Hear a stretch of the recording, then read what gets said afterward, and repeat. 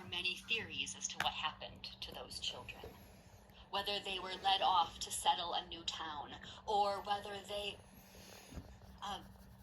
were kidnapped or sold into slavery. Whether on that day they were led to a better place, or whether they were murdered. And so I'm going to share with you just one of those many, many stories. And this story begins as the stories did not initially begin, with rats. The town of Hamlin was overrun by rats. Rats curled up in the bowls in your cupboards. Rats curled up in the cradle next to your baby. Rats skittering across the floor as you laid in bed trying to sleep, and climbing out of the pantry as you went in for food. And with those rats came lice and diseases. And everything the people did to try to rid themselves of these rats did not work. For they would exterminate 10, 20, 50 rats, and twice as many would come back in their place. So they ran to the mayor and they said, something must be done. You must do something or give up your seat. And so the mayor and all of the people decided to pool their money and put out word far and wide that anyone who could rid their town of rats would be given 1,000 guilders, or gold coins. A man appeared. He had the kinds of eyes that were the color of the sky on a warm summer day. He had the kind of smile that made all the ladies in the town blush. He was around 30 years old, but his face was not the thing most notable about him, because he was wearing pied or multicolored clothing.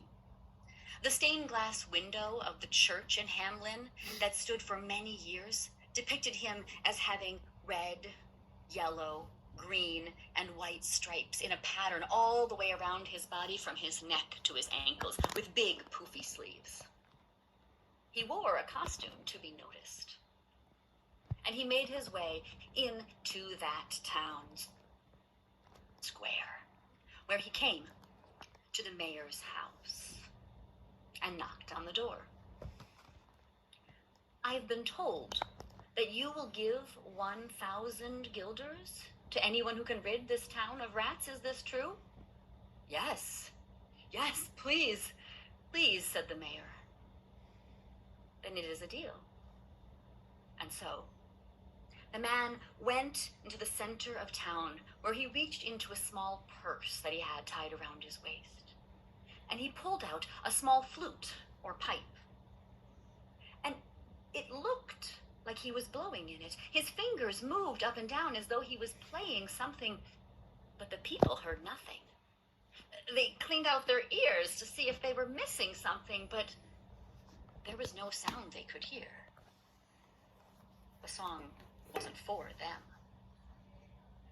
But the trio of rats fighting over a crust of bread in the corner, as soon as that piper began to play, they turned their heads and looked at him.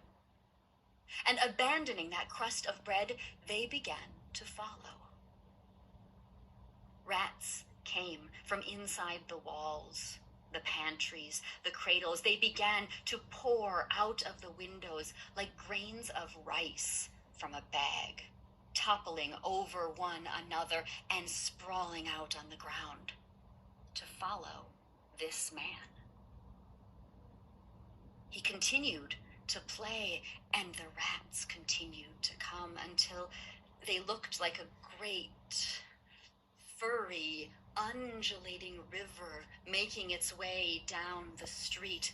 White, brown, black, gray fur popping up in all these places as the river progressed through town.